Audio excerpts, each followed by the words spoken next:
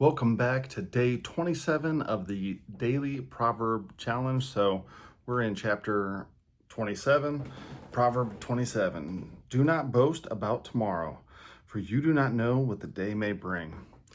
Let someone else praise you, and not your own mouth, an outsider, and not your own lips. Stone is heavy, and sand a burden, but a fool's provocation is heavier than both. Anger is cruel and fury overwhelming, but who can stand before jealousy? Better is open rebuke than hidden love. Wounds from a friend can be trusted, but an enemy multiplies kisses. One who is full loathes honey from the comb, but to the hungry, even what is bitter tastes sweet. Like a bird that flees its nest is anyone who flees from home. Perfume and incense bring joy to the heart, and the pleasantness of a friend springs from their heartfelt advice. Do not forsake your friend or a friend of your family, and do not go to your relative's house when disaster strikes you. Better a neighbor nearby than a relative far away. Be wise, my son, and bring joy to my heart. Then I can answer anyone who treats me with contempt. The prudent see danger and take refuge, but the simple keep going and pay the penalty. Take the garment of one who puts up security for a stranger. Hold it in pledge if it is done for an outsider. If anyone loudly blesses their neighbor early in the morning, it will be taken as a curse. A quarrelsome wife is like the dripping of a leaky roof in a rainstorm. Restraining her is like restraining the wind or grasping oil with the hand. As iron sharpens iron, so one person sharpens another. The one who guards a fig tree will eat its fruit, and whoever protects their master will be honored. As water reflects the face, so one's life reflects the heart. Death and destruction are never satisfied, and neither are human eyes. The crucible for silver and the furnace for gold, but people are tested by their praise. Though you grind a fool in a mortar, grinding them like grain with the pestle, you will not remove their folly from them.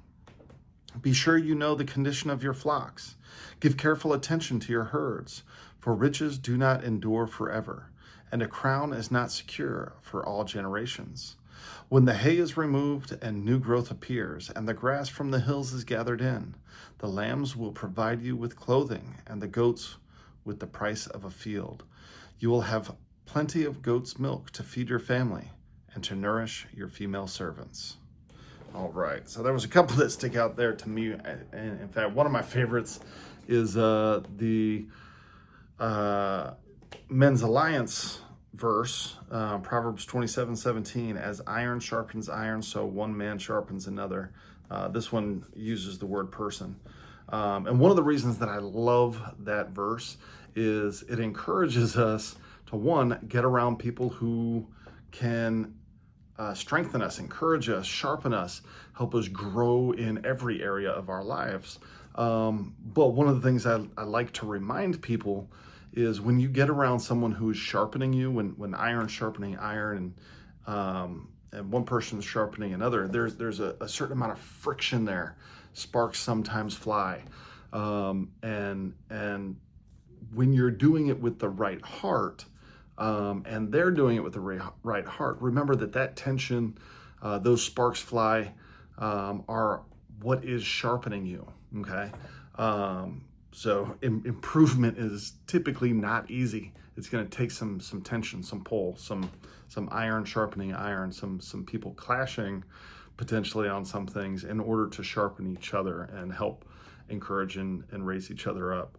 Another one that keeps coming up is a quarrelsome wife is like the dripping of a leaky roof in a rainstorm. Restraining her is like restraining the wind or grasping oil with the hand. And again, I believe a lot of this is something that, because typically these proverbs are being passed from father to son. Now we know that Solomon sold Proverbs. He shared these, he mentored kings from around the world that came and paid him for this wisdom. But a lot of these were written for his children, right? And so I encourage people to use these to also be mindful in dating, selecting a spouse, but also to remember, if your wife does fall into this, there's not a whole lot you can do. Trying to restrain the wind, trying to grasp oil with a bare hand, you're not going to get much done. If anything, you're going to get even more frustrated. So kind of leave that in peace. There was verse 5, better is open rebuke than hidden love. And this is one that really struck me, because I personally believe that if someone cares about me, they will tell me the truth when it hurts. If someone doesn't care about me, then they'll keep quiet. And when they keep quiet, it's actually going to hurt me more than if they bruise me, right? A wound from a friend can be trusted, but an enemy multiplies kisses. We used to have a saying when I was in the Marine Corps, is if I'm correcting your uniform, it's so that you don't look like a fool in front of other people. And so if you got halfway through the day and someone pointed out that your uniform was messed up, you actually got mad at everyone who was with you earlier in that day for not telling you, right?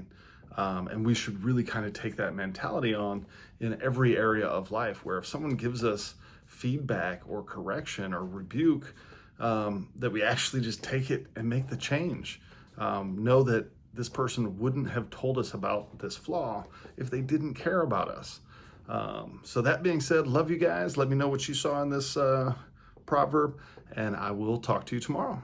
Bye.